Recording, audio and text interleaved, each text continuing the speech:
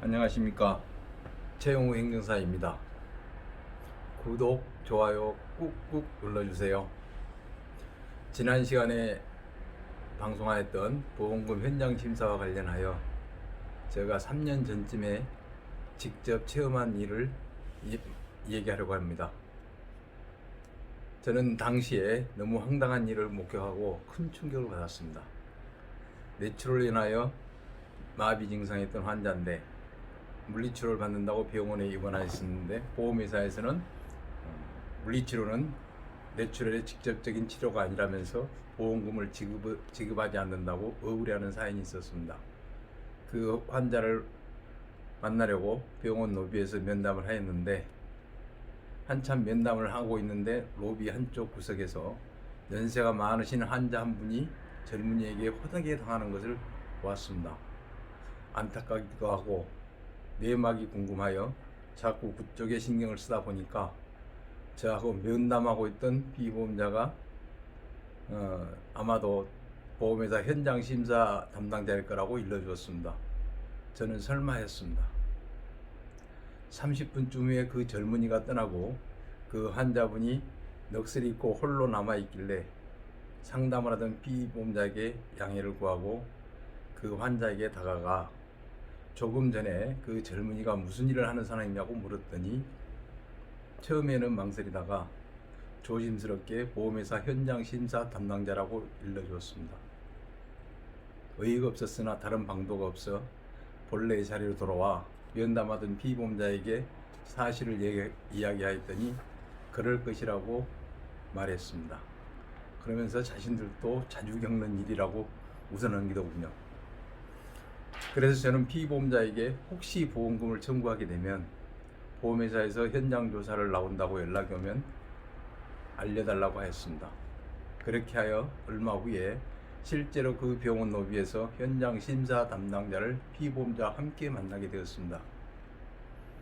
처음에는 보험계약 체결 과정과 입원 과정 등을 잡다한 것을 묻는 문답서를 작성하더니 이어서 진료기록 열람 및 사본발급 동의서와 위임장 그리고 의료자문 동의서 등 3장의 문서를 내밀며 피보험자에게 자필 서명을 요구하였습니다.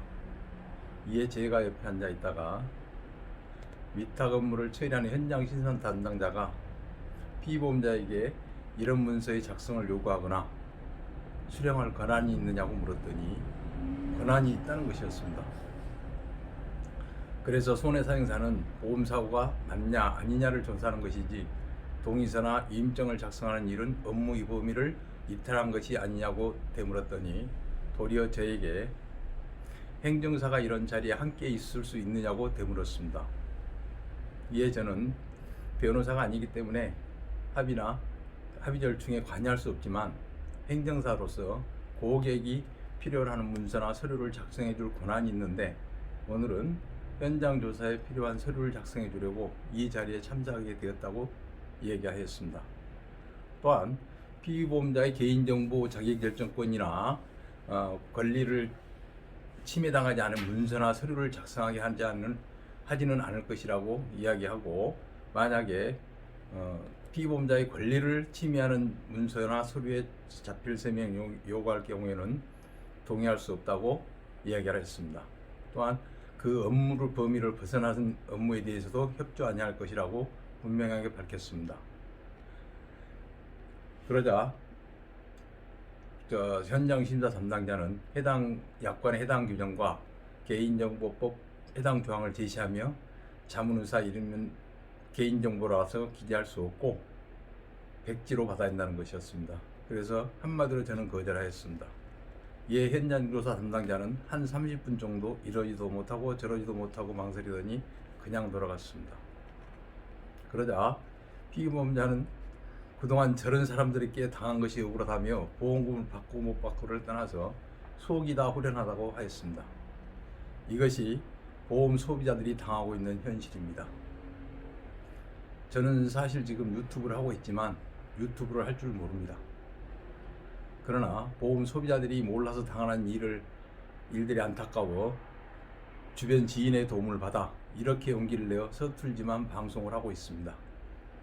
저의 바람은 오직 하나, 여러분들이 스스로 보험을 배워서 당당하게 보험회사에 맞서 싸워서 그동안 빼앗겼던 칼자루를 되찾아오는 것입니다. 보험이라면은 적어도 보험사고가 발생하면 보험금을 지급하는 것을 전제로 지급하지 아니할 부분이 있는지를 찾아야 하는데, 지금까지 우리나라의 보험회사는 여러분이 보험에 대해서 모른다는 사실을 악용하여 거꾸로 보험금을 지급하지 않을 것을 전제로 해놓고 보험금을 지급할 부분이 있는지를 찾아왔습니다. 이것은 그 똑같은 말일지 모르지만은 개념에서 현실에서는 엄청나게 차이가 있습니다. 그중 대표적인 사례가 요즘 보험회사에서 난리를 치고 있고 아예 이에 여러분들이 엄청나게 스트레스를 받고 있는 본인 부담 상환액입니다.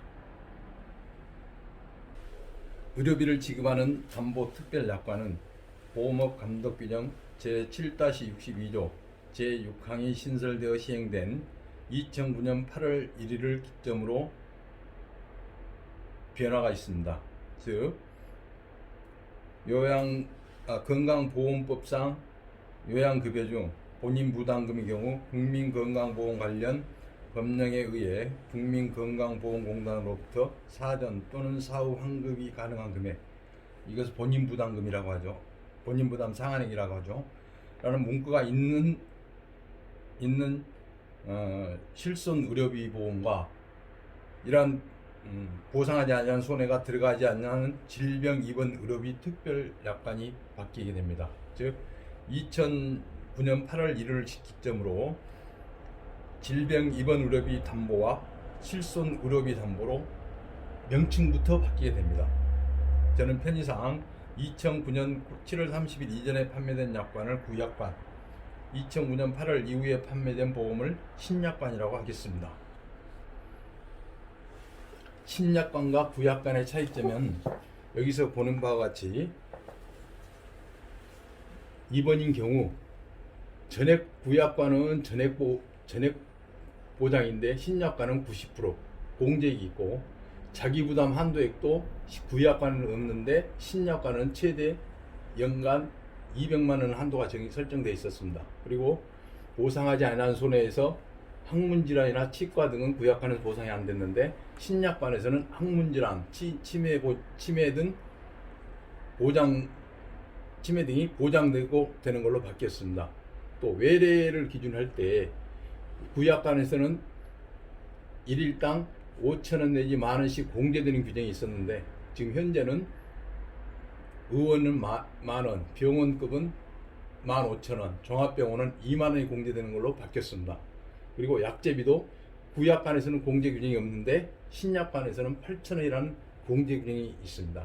이렇게 틀리고 또 특히 이제 문제가 되는 본인 부담 상환액과 관련하여서는 구약관에서는 보상하는 손해에 국민건강보험법에 의하여 피보험자가 부담하는 비용 이렇게 되어 있고 신약관에서는 본인 부담금과 비급여 부분의 합계액이라고 되어 있습니다. 이 두 가지만 놓고 보면은 지금 본인 부담 상환액이 전혀 공개될 이유가 없는데 보상하지 않는 손해 때문에 공개가 되고 있습니다. 즉 구약관에서는 본인 부담 상환제에 대한 공제 규정이 없는 반면에 신약관에 와서는 국민건강보험 관련 법령에 의해 국민건강보험공단으로부터 사전 또는 사후 환급이 가능한 금액, 즉 본인 부담 상환제로 해서 발생하는 환급금을 보상하지 않는다고 되어 있습니다. 따라서 지금 보험회사 주장처럼 여기에서도 공개한다고 하면은 이 신약관에서 이 보상하지 않은 손해의 규정의 존재 자체가 필요가 없다는 겁니다. 이걸 굳이 이 자체로 해석이 되기 때문에 이게 필요가 없다는 것입니다. 이와 같이 공제 규정이 보상하지 않은 손해에 포함되지 않는 구약관에까지 신약관을 적용하는 것은 법률의 소급 적용과 마찬가지이고, 이것은 약관 규정을 소급 적용하여 보험 소비자를 괴롭히는 것은 보험회사의 갑질이라고 할 것입니다. 그런데 이 본인 부담 상환액과 관련하여 금융분쟁조정위원회 조정결정서가 있고 소비자 분쟁 조정위원회 분쟁 조정회의 결정문이 있습니다. 근데 이 두 가지 차이는 금융 분쟁 조정위원회에서 나오는 결정은 본인 부담 상한액을 공제하는 게 맞다고 하고, 소비자 분쟁 조정위원회에서 나온 분쟁 조정회의 결정문은 본인 부담 상한액을 공제하면 안 된다는 내용입니다. 이 두 가지가 정반대로 지금 정반대의 결정을 보이고 있습니다. 두 결정문의 판단 내용을 보면은 이러합니다. 금융분쟁위원회의 판단 요지는, 이 내용은 국민건강보호법 시행령 25조의 기준을 그대로 나열하고, 요양급여 중 본인 부담 상한액 400만 원을 초과하는 국민건강보험공단으로부터 환급받는다면 요양급여의 본인 부담금이 줄어들게 되므로 요양급여 중 본인 부담금을 보험금으로 지급하는 약관 취지에 비추어 환급금 부분은 지급 대상에서 제외되는 것이 타당하다는 내용이고, 소비자 분쟁 조정위원회 판단 요지는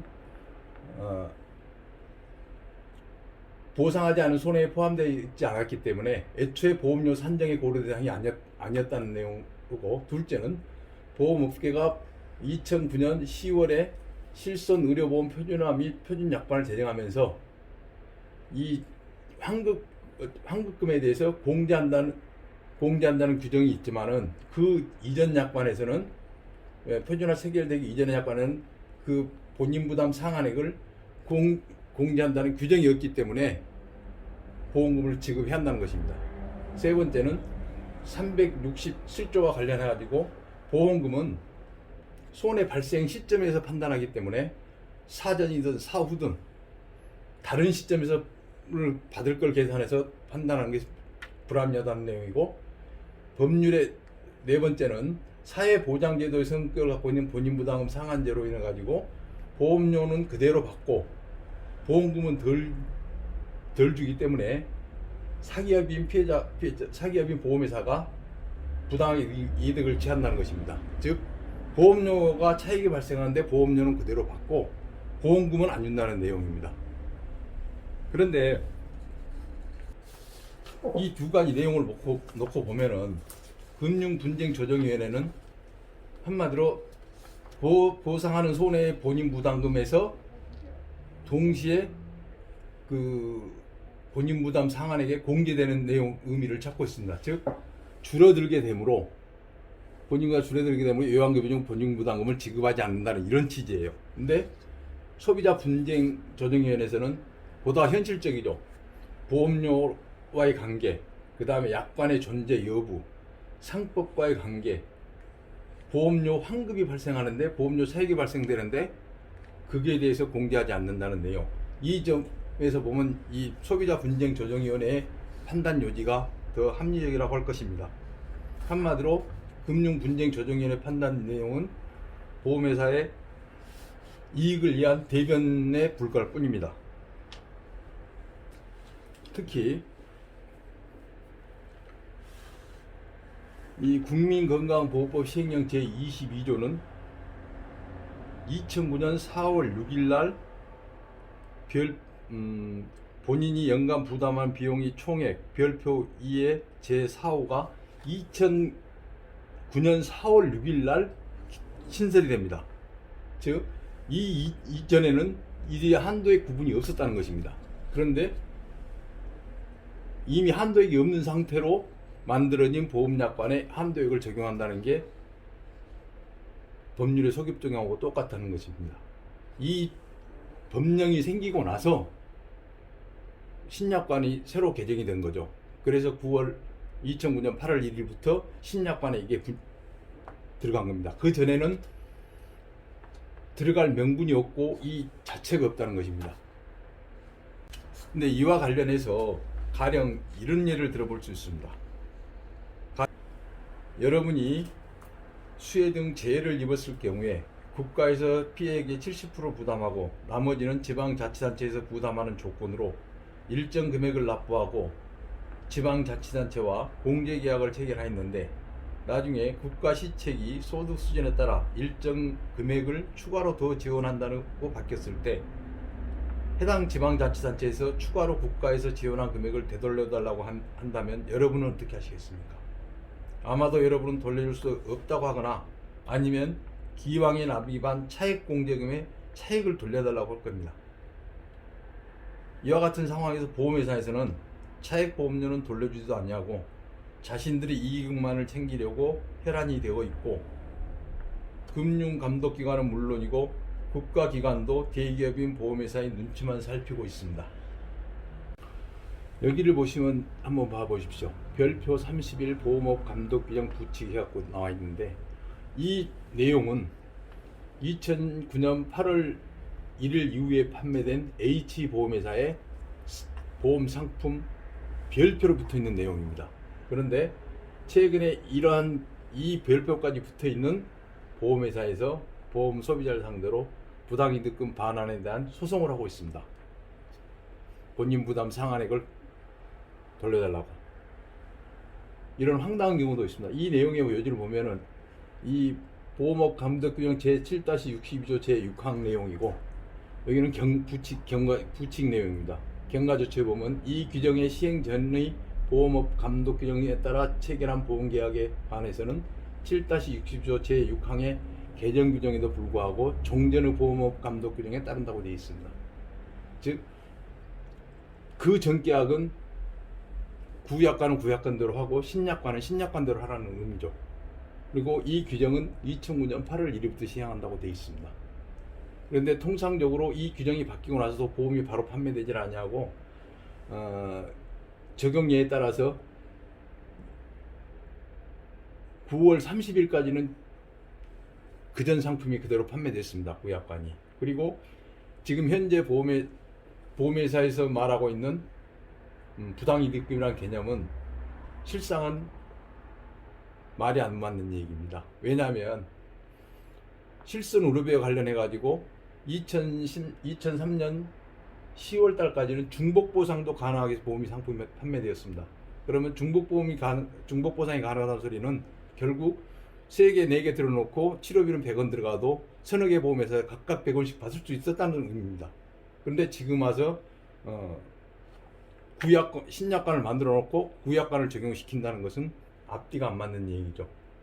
그리고 지금 본인 부당 상한에 200, 300, 400 돼 있는 이 지금 별표 규정이 2009년 4월 6일 날 신설되었습니다.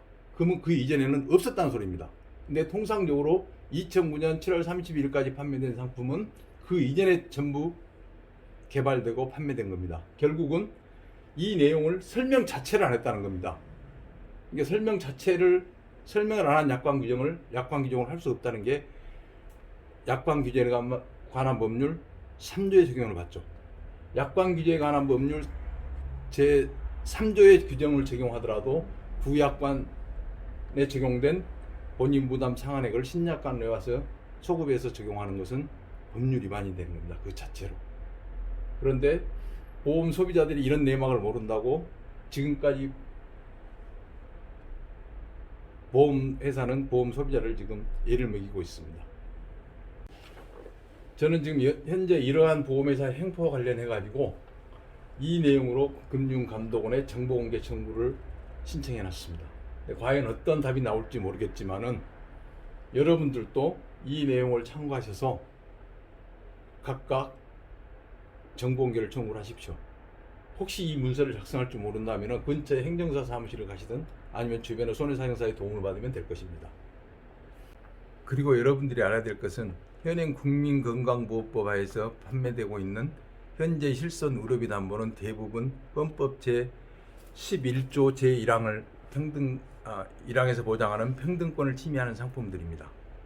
왜냐하면 현행 국민건강보험법 시행령에서 본인 부담 상한액은 납입 의료보험의 수준에 따라서 최저 81만 원에서 최고 580만 원까지 7단계로 나누어져 있습니다.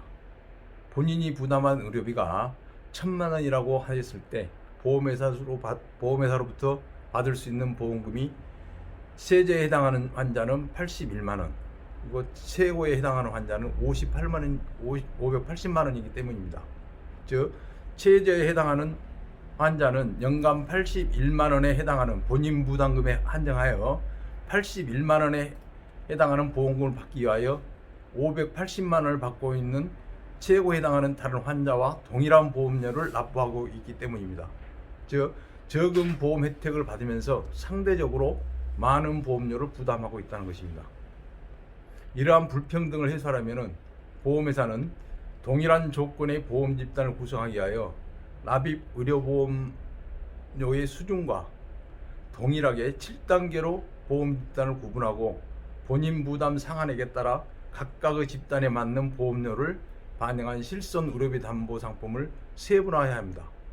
따라서 2009년 10월 1일 이후에 실손 의료비 계약을 체결한 보험 소비자 중에 본인 부담 상한액이 280만 원 이하인 사람들은 보험회사에 그 차액을 보험료의 차액을 돌려달라고 요구해야 합니다.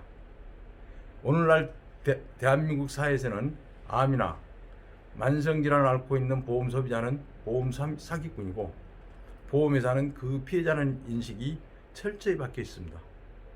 그동안 이를 악용하여 일부 보험사들은 만성보험 질환자들 보험 사기꾼으로 고발하여 재미를 톡톡히 보았고 부당이득금 반환 청구 소송을 통하여 보험회사 자신들은 적금 가입자로 수많은 보험 소비자들은 무허가 적금 사업자로 전락시켰고 대부분의 보험회사들은 건강 상태를 증명하는 속임수도 아닌 문서와 국적 불명의 문법으로 보험 약관을 해석하여 암 또는 질병 입원비와 암 수술비를 착복하고 엉터리 암 발생률을 적용하여 엄청난 보험료를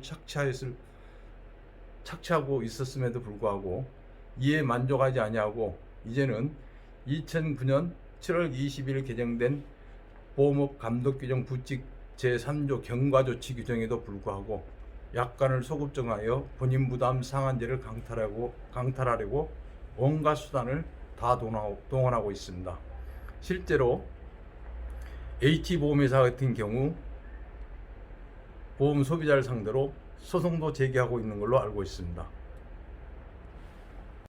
따라서 2007년 7월 31일 이전에 질병 입원 의료비 담보에 가입하신 보험 소비자들은 보험 약관 규정에 수록된 보상하지 아니하는 손해에 대한 부분을 정확히 인지하고 보험회사와 맞서 싸워야 합니다. 스스로 노력하지 아니하면 누구도 여러분을 도와주지 아니합니다. 그래도 힘이 붙이면 여러분을 도와줄 우군을 만드십시오. 그러나 불행히도 현재 여러분을 도와줄 국가기관이나 단체는 하나도 없습니다. 그런데 여러분에는 선거권이라는 막강한 권리가 있습니다. 얼마 후에 있을 보궐선거에서 보험 소비자를 위한 정책을 공약한 후보를 지지하는 것은 물론 앞으로 있을 대통령 선거, 국회의원 선거, 지방자치단체 선거 등에서도 마찬가지로 보험 소비자를 위한 정책을 공약으로 설정했는지 안 했는지를 보고 해당 후보자에게 적극적인 지지를 보내준다면 앞으로 보험 소비자를 위한 국가기관이나 단체는 저절로 생겨날 것입니다. 왜냐하면 현재 통계상으로 보면 1인당 보험 가입 건수가 4억 건입니다. 그렇다면 국민 5천만을 기준으로 했을 때 약 2억 명에 달하는 사람이 보험 소비자입니다. 이 중에 단 10%만이라도 자기 의식을 갖고 내가 평생 죽을 때까지 이용해야 할 보험을 제대로 지키고 싶다면 보험 소비자를 위한 정책을 내놓는 후보자에게만 지지를 보내십시오. 그렇다면 여러분의 보험 소비자의 권리는 앞으로 막강해질 것입니다. 감사합니다. 꼭 구독, 좋아요 눌러주세요.